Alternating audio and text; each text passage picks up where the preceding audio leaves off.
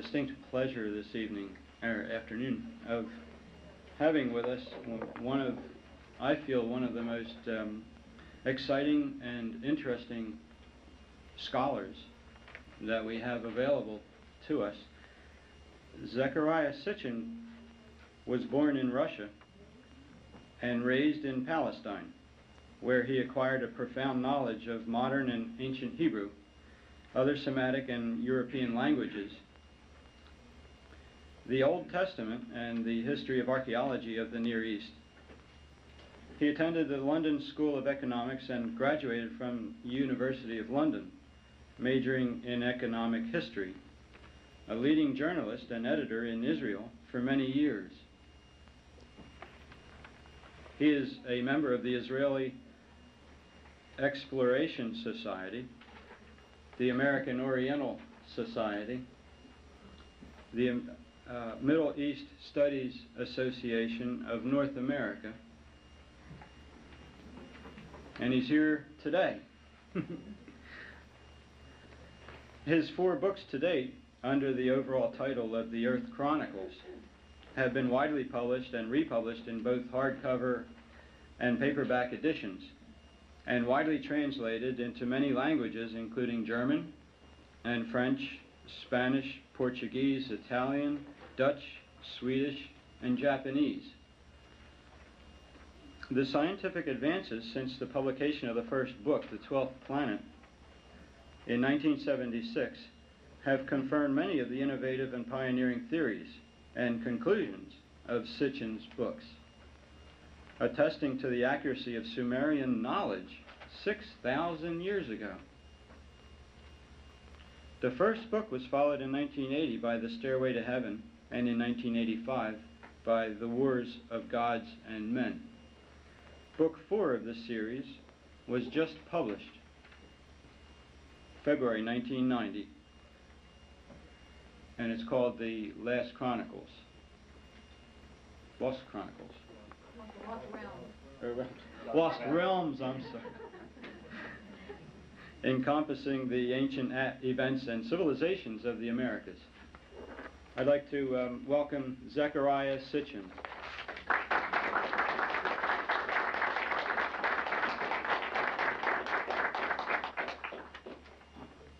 Thank you.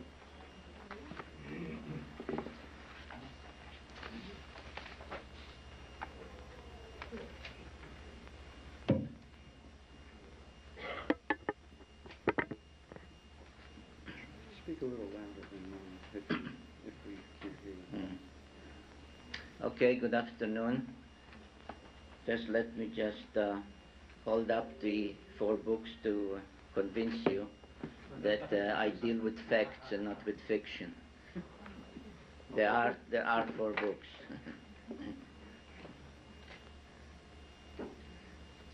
And the 5th one is due in October. October?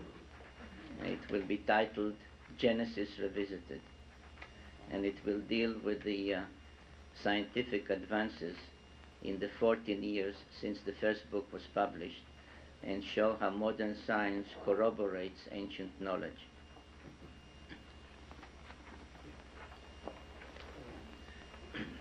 I assume that many of you have, if not all, have read one or more of my books. Have you? Yes.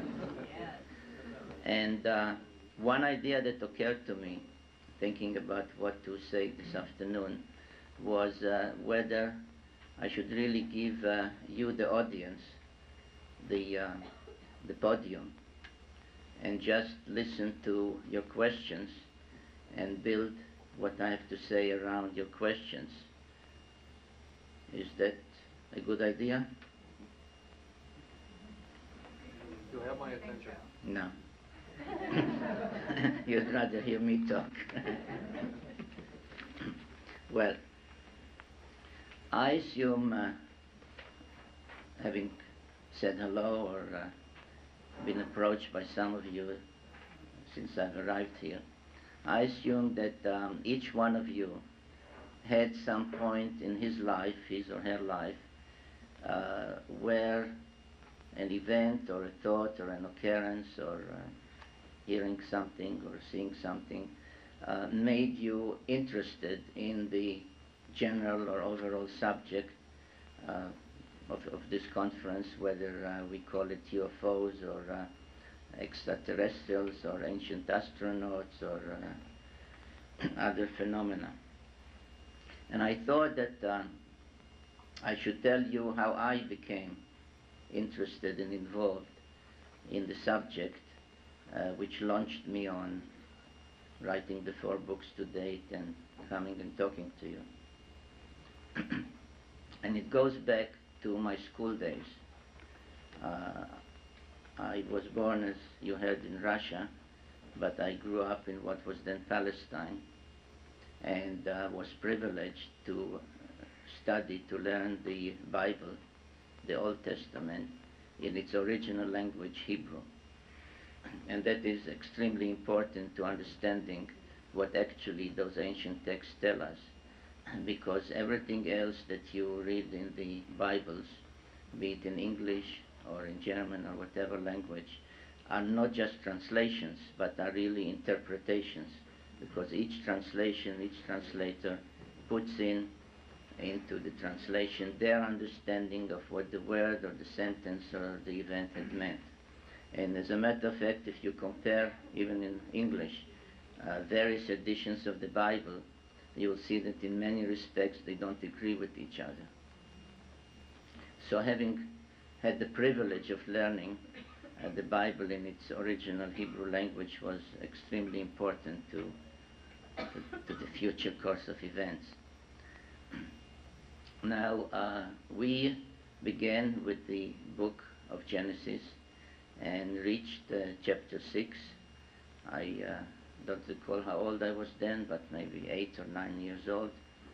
And we reached the story of the deluge, the great flood, and the story of Noah and the flood and what happened is preceded in the chapter of Genesis with several very enigmatic verses that somehow don't belong to the rest of the story of Noah and the ark, and that are evidently some kind of remnant from some longer story or another chapter that was lost or omitted somewhere and so on. And these enigmatic verses begin with a statement that many a preacher has used on Sundays, because it is known as the verse that says that those were the days just before the deluge, when there were giants on the earth, or upon the earth. And they married the daughters of men and had children by them and so on. And I raised my hand and I remembered that as if it happened yesterday, although it happened more than 2 years ago when I was 8. And I said, excuse me, teacher, but why do you say giants when the word, the Hebrew word, is Nephilim, which literally means those who had come down from heaven to earth? And he said, Sitchin, sit down. You don't question the Bible. And as young as I was then, I came home and I was, upset. I was boiling inside because I was sure that my question, when I raised my hand, I did not question the Bible. I was reprimanded wrongly. I questioned a translation or an interpretation of a word in the Bible, but I did not question the Bible. On the contrary, I questioned why a word or a statement or a term in the Bible is not accurately translated or interpreted. And this became an obsession with me. As I grew up, I became interested in archeology. I studied the languages of the ancient Near East and so on. And always in the background, always underlying what I was studying or doing was this question, why did the Bible use the word Nephilim to describe those who, again, literally are called in those verses the sons of the gods, sons plural, gods plural, literally translated from the Hebrew. And why is there such a distinction made? And the fact is brought out as something to be remembered, to be appreciated, that they married the daughters of men. In other words, they were somehow different. They were not the sons of men, they were sons of the gods. Elohim in Hebrew, plural. And this inquiry, this research, has led me to a realization that many scholars have by then, and indeed it began in 1876, when the discoveries of writing of clay tablets in Mesopotamia reached the stage where the writing could be deciphered and read and understood. It dawned on the scholars more than a century ago that the biblical tales of Genesis, of the creation of what is called the heaven and the earth, of what is really a course of evolution, how life began on earth, how the dry land separated from the oceans and life began. That the story of how the Adam, which literally means the earthling, not Adam, but the Adam, was created.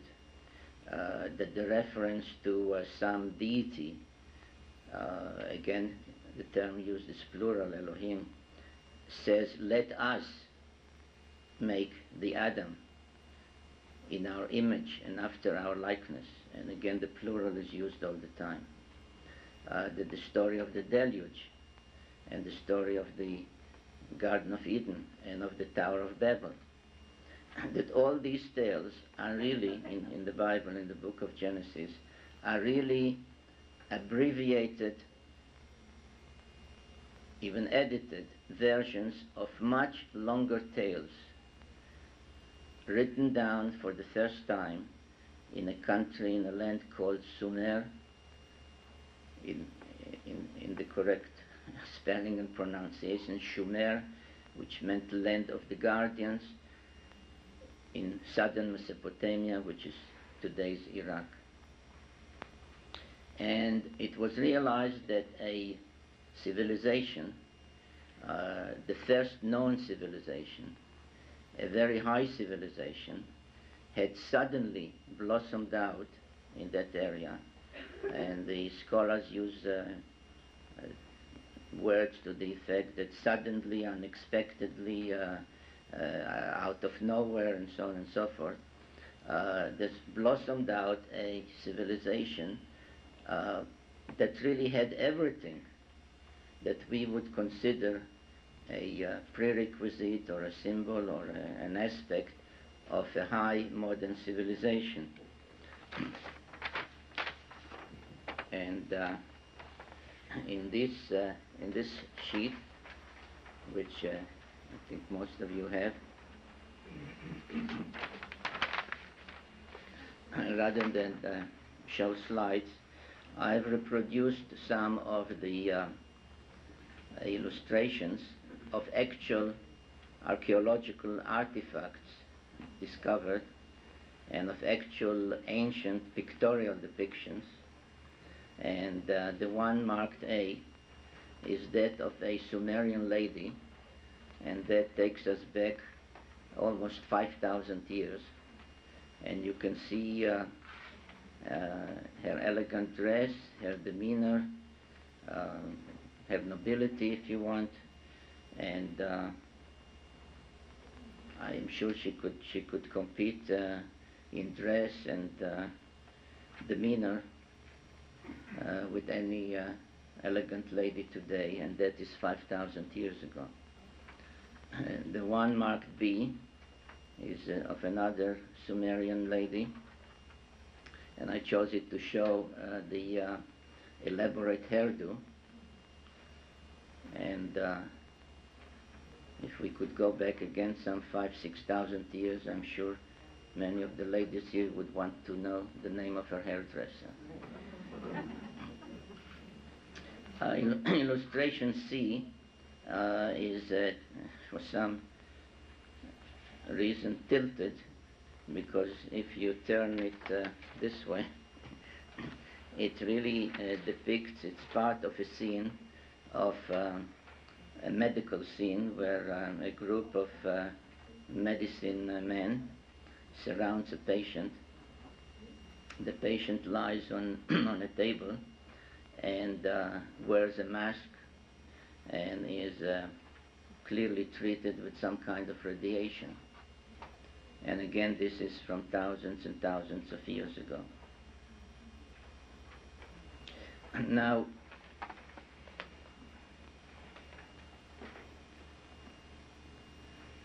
the Sumerians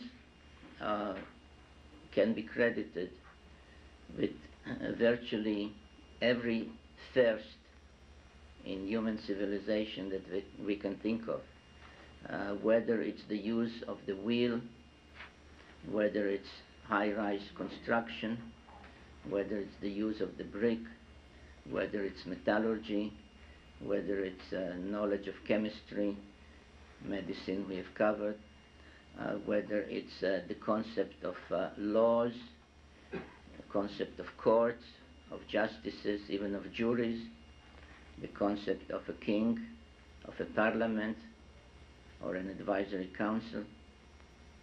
Anything you can think of, any aspect of a high civilization had its first in Sumer, going back, as I said, 6,000 years ago.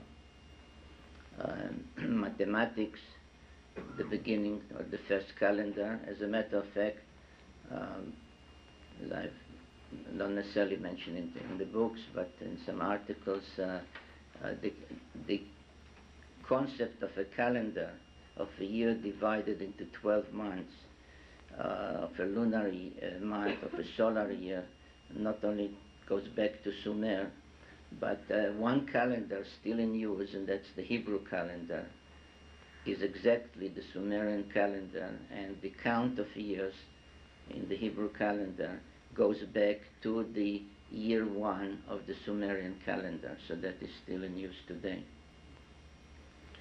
So all these aspects of a high civilization began in Sumer, again suddenly, unexpectedly, out of nowhere.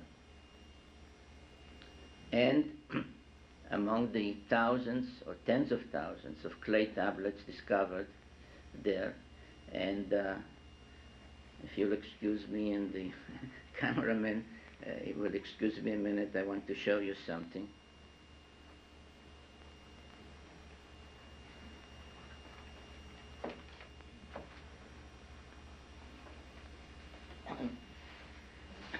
Many who have read the books or who heard me talk or read other books heard about clay tablets, but I wonder how many of you have actually seen one.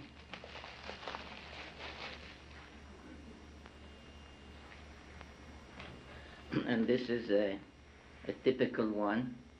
The size was such that it could be held in the palm of the hand of the scribe.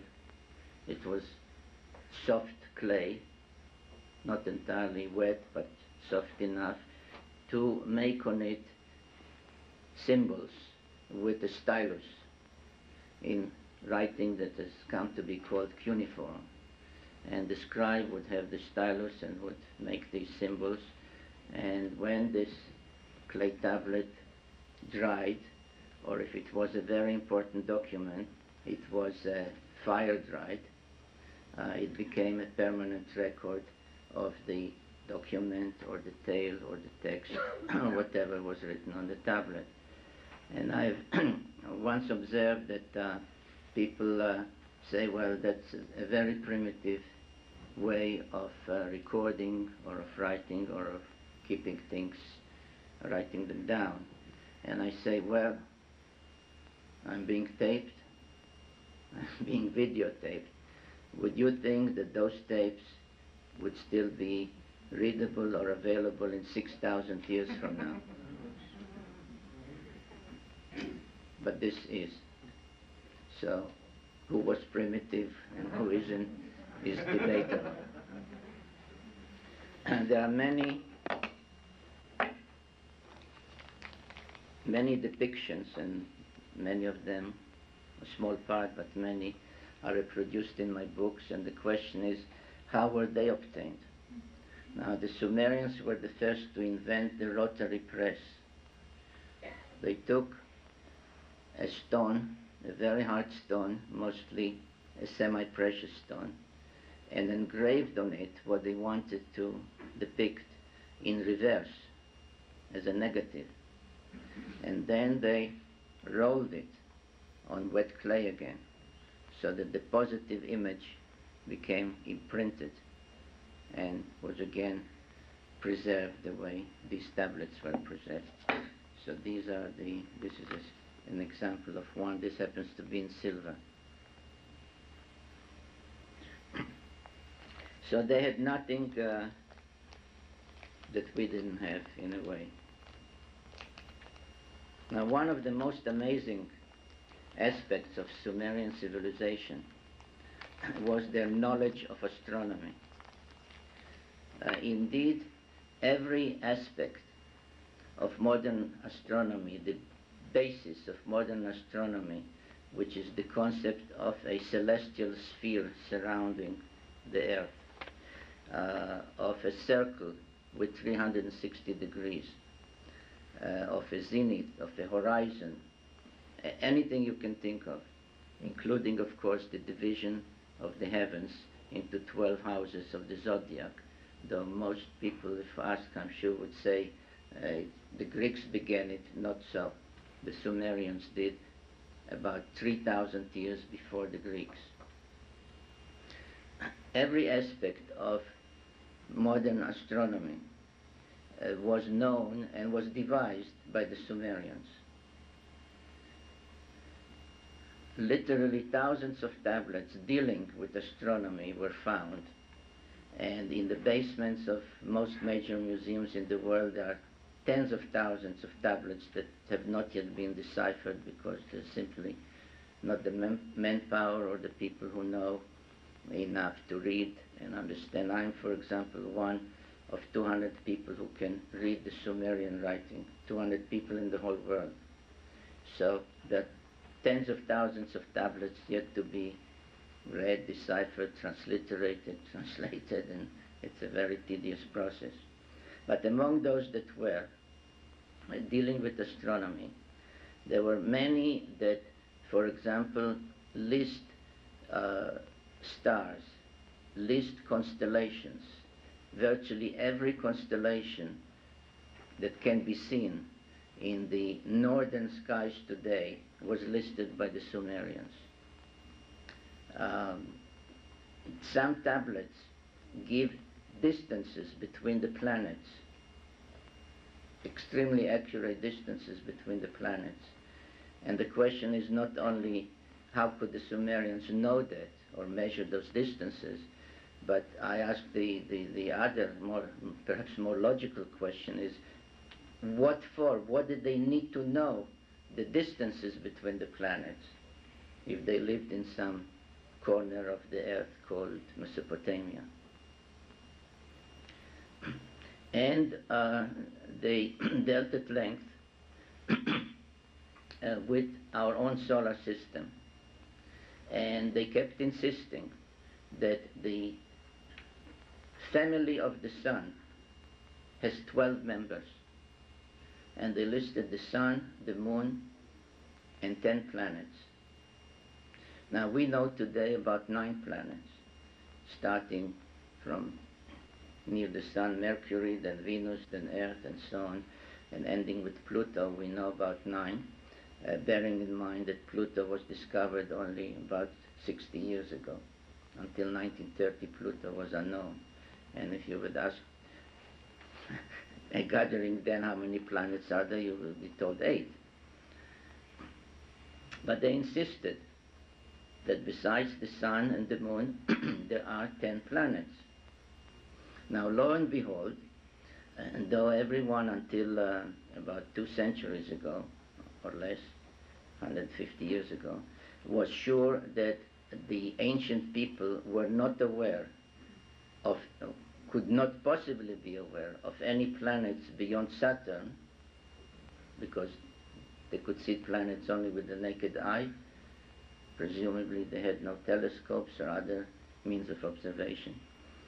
That the Sumerians not only listed the other planets, but as I have made clear in several articles and other appearances, they not only knew that beyond Saturn there's Uranus, and beyond Uranus there is Neptune, but they described them exactly the way our latest spacecraft, Voyager 2, has found them to be.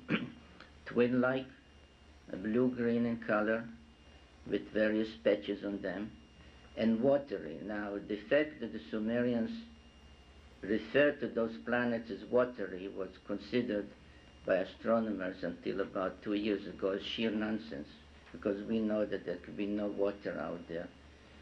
Everything is frozen, and besides, the outer planets are made up mostly of gas, and they are not solid, and so on.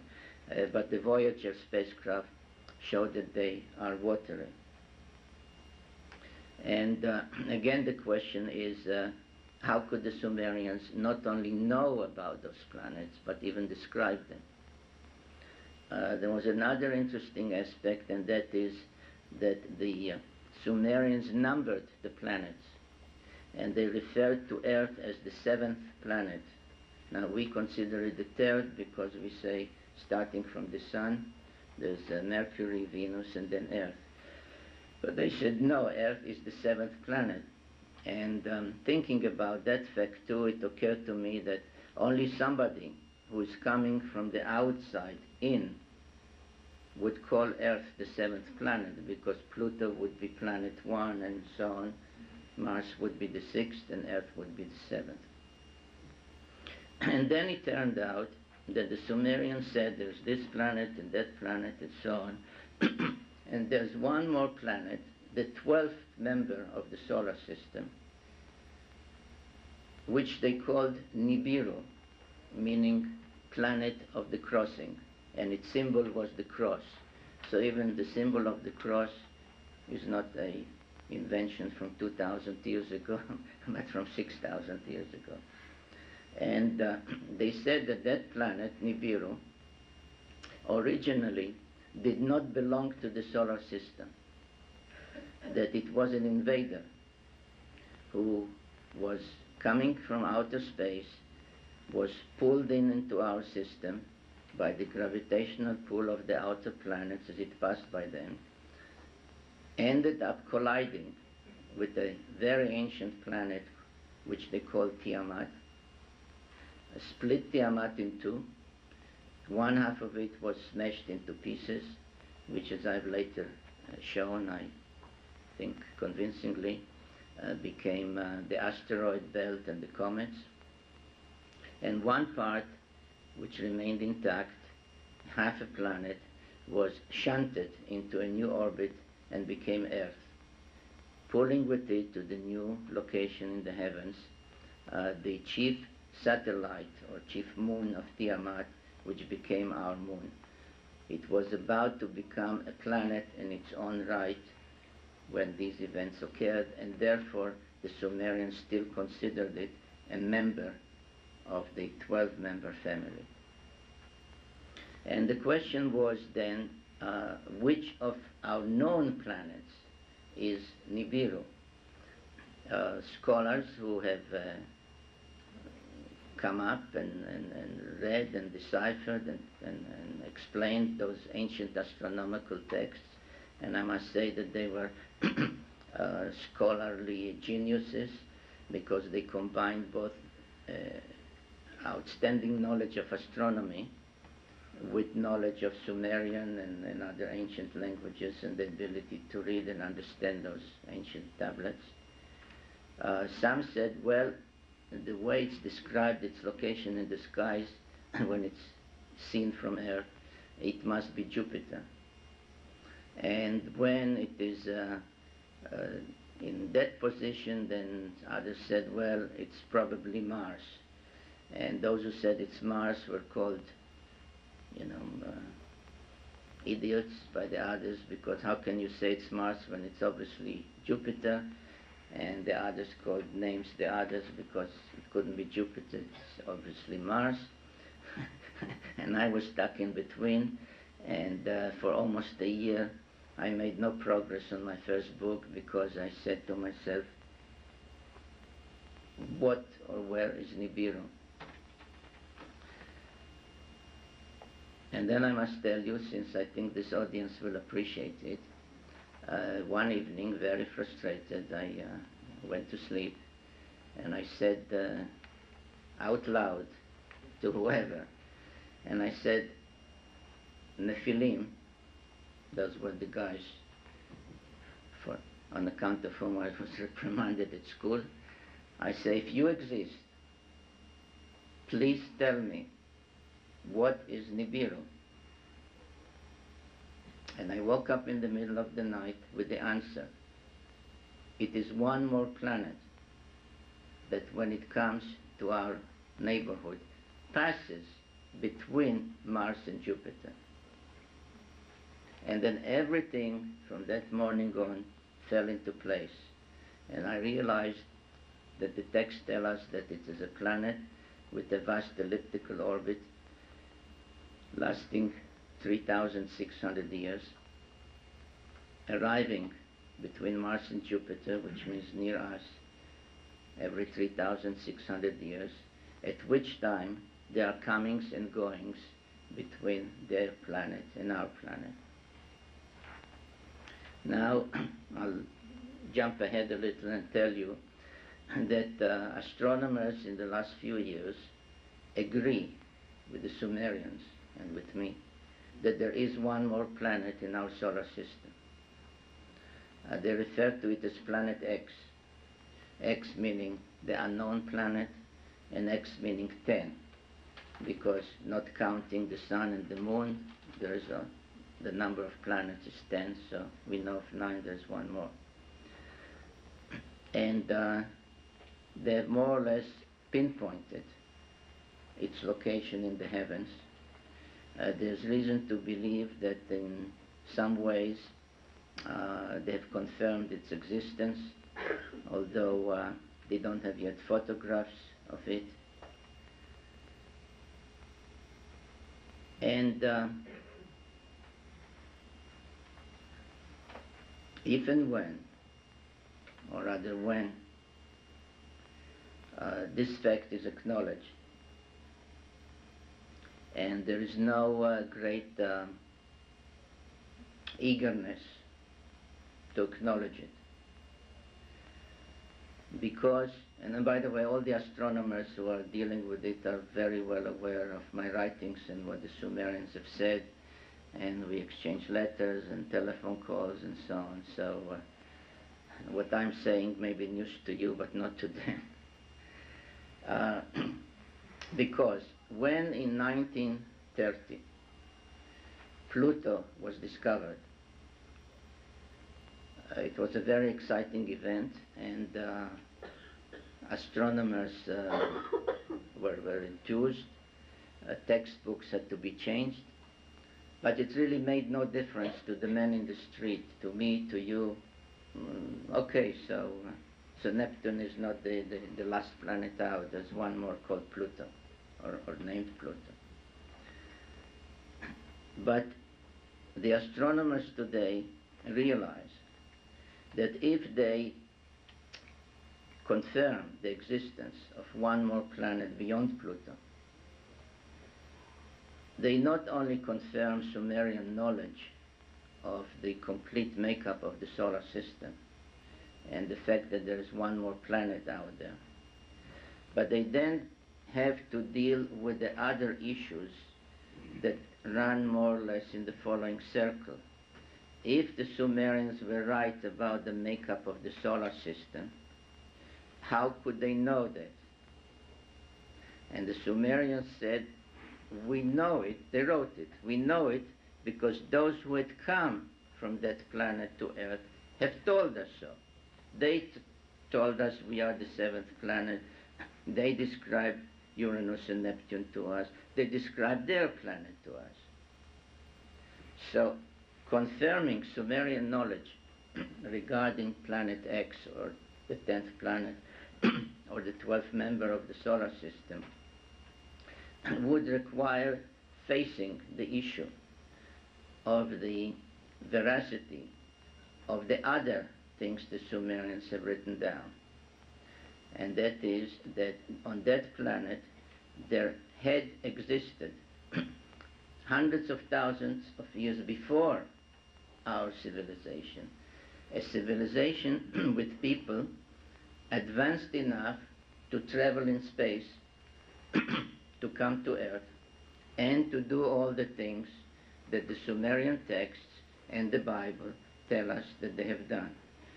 If you go on and look at the sheet that I gave you, they, for example, depicted some of those whom the Bible called Nephilim and whom the Sumerians called Anunaki, which literally meant those who from heaven to earth came, which is the same as the Hebrew Nephilim. For example, D, E, and F are depictions of one of their females. It is known that D represents the goddess known to the Canaanites and in the Bible as the goddess Ishtar, and she liked to roam in the skies of earth dressed as a pilot. Perhaps she foresaw World War I and wore the goggles of a pilot of World War I. Another life-size statue. I wonder if I could get some water.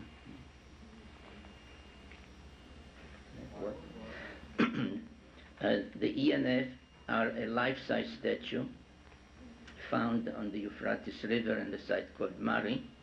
And you can see that this so-called goddess is wearing a kind of a helmet with earphones and has a hose for perhaps breathing support purposes. Those who piloted the spaceships had for official occasions, wore a dress that made them look like eagles with artificial wings.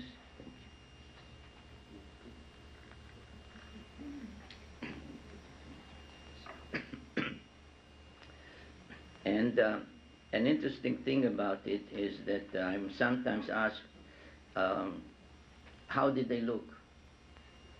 Did they look like us? And I say, absolutely no. We look like them.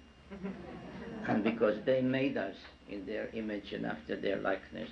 And as you can see, thank you, they really look like us because we look like them. And there are various depictions of the eagles. L is an imprint of a cylinder seal, which shows on the upper left-hand corner the complete solar system, which is the sketch M, and you can see by comparing it to our knowledge of a solar system, the N. It has all the planets we know about, plus one more between Mars and Jupiter. I mentioned that the planet Nibiru was depicted, its symbol was the cross, and I have here a few depictions of how it was symbolized with the cross. And the O is an illustration of its vast elliptical orbit. And I also have here under K a copy of a depiction from an Egyptian tomb, the tomb of the governor of the Sinai, which shows a spacecraft, a missile, underground with its module above the ground where you can see palm trees and giraffes. Now, some of you should have another sheet which out of the goodness of my heart, I gave out without keeping a copy for myself.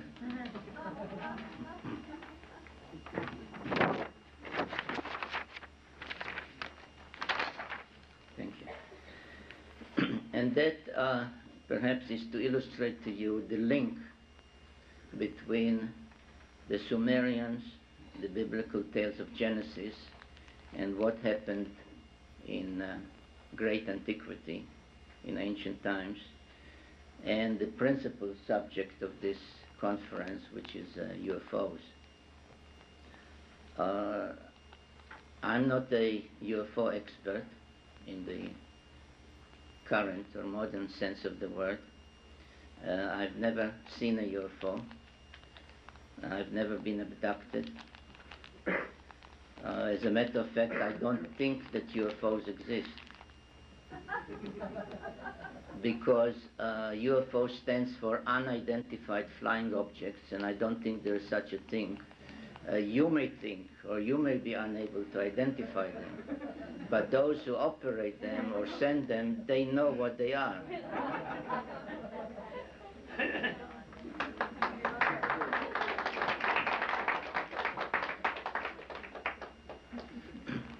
But since I believe in the veracity of the Bible, I always, when asked or when pressed to answer the question, what do I think about UFOs, I say, well, let us imagine that the door there opens and a young man bursts in, and he's very excited, he's short of breath, and he says, just stop all the proceedings, I must tell you something, you wouldn't believe it, but it happened, let me tell you what happened.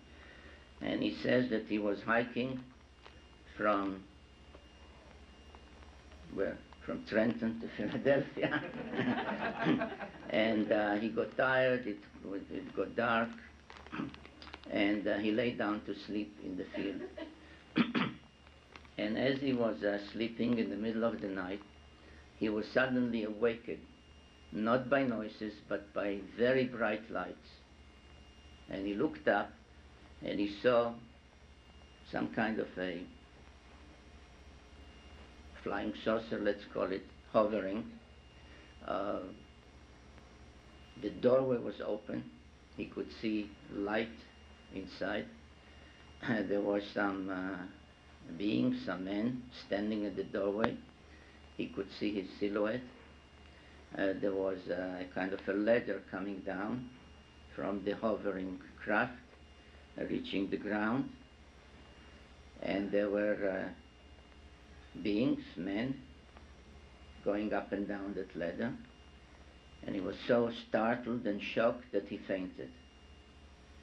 And when he came to, there was nothing. Did he imagine it? Did he dream it? Now, what would we think? Did he imagine it? Did he dream it? I think that he really saw it. And I therefore believe that he saw a UFO, what we would call a UFO. And therefore, whoever believes in the Bible has to have an open mind about UFOs, because that young man was Jacob. And that was the so-called famous Jacob's dream. Now he did not call it a UFO. He knew what it was, because he put up a commemorative pile of stones there, and he called it the house of God, and he said, I didn't know, and that's in the Bible, he says, when I lay down to sleep, I did not know that this place is a gateway of the gods, a place from which they can go up and down. So he knew what he had seen. There are, of course, other tales in the Bible. There is the tale about the prophet Elijah, who was taken up to heaven in a fiery chariot. And I therefore draw your attention to some of the ancient depictions of divine beings, gods, astronauts, whatever you want to call them, in what I would prefer to call flying saucers. I frankly like that old name much better than UFOs, because it describes what people see rather than say, you can kill me, but I don't know what it is. And I put a caption under the one at the bottom, because as you can see, it depicts this being definitely in the skies among the clouds, in a kind of a flying saucer or a disc, with flames coming out of it. Now, there were all kinds of flying vehicles seen in those ancient days. One depiction, all these are ancient depictions, none of them are my own drawings. You can see on the upper left-hand side a rocket-like vehicle in the skies, with flames coming out of its tail, which was launched from the ancient Cape Canaveral, located in the Sinai Peninsula. And there were what we would call helicopter-like or vertical takeoff vehicles that could fly and then land with extended legs. And these two, with the bulbous ones, with the extended legs and with the eye-like openings or light fixtures, I don't know exactly what they were found, drawn, painted on the wall, like in a mural, part of a mural, in a place called Tel Gasul, which is on the east side of the Jordan River, exactly where, according to the Bible, the prophet Elijah was taken up to heaven. Now, whether these were the kind of vehicles that took him up, we can speculate, but that's where these drawings were found. Now, as a matter of fact, the people in antiquity had idols made that are called by scholars eye idols, and I have reproduced here some of them. You can see they were all with some kind of a conical shaped head and with very prominent eyes. There were also other statuettes, which I show in the center on the right-hand side, the whole body, again with this conical head and funny eyes. And I think that these ancient depictions, not only of the different kinds of spacecraft or UFOs or flying objects that the ancient peoples have observed, but also of the so-called idols. I have looked through many UFO books on UFOs for some clear drawings of the spacecraft or of the beings that supposedly occupy or man them. And I must tell you that the clearest ones I found are in the ancient sources and not in modern depictions. I think my friend Antonio Hunus is out there in the back and who spoke yesterday, uses some of these illustrations from ancient times to illustrate his lectures about UFOs today. And I think that when one asks himself, what really is this UFO phenomenon today? Because the only ones who could be the source of spacecraft from extraterrestrial sources are not beings or astronauts from some star system that is so many light years away from us, and nobody could travel such distances. But are they Nephilim or the Anunnaki from our own solar system on a planet that is well on its way back to us? But as we have seen before, they don't look like that. And I therefore suggest I have no evidence for it, but I suggest that what really people who say they see those UFOs and their occupants, if it's true, then what they see are really robots, androids, humanoids, who are used as scouts to man scout ships in advance of and ahead of the day when that planet would be again in our vicinity, and when the Anunnaki Nephilim themselves would come again and fulfilling the prophecy about Messianic times, or in the New Testament about the return of the kingdom of heaven to earth. Thank you.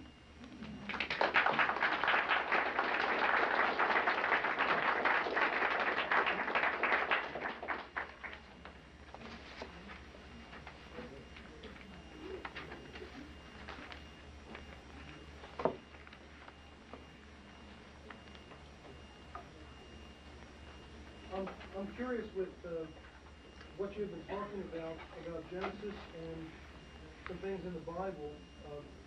I would imagine that you've looked at literature from the Kabbalah and things of that sort. I'm wondering if you would address that, particularly with regard to the Elohim, the legends about the Shekinah.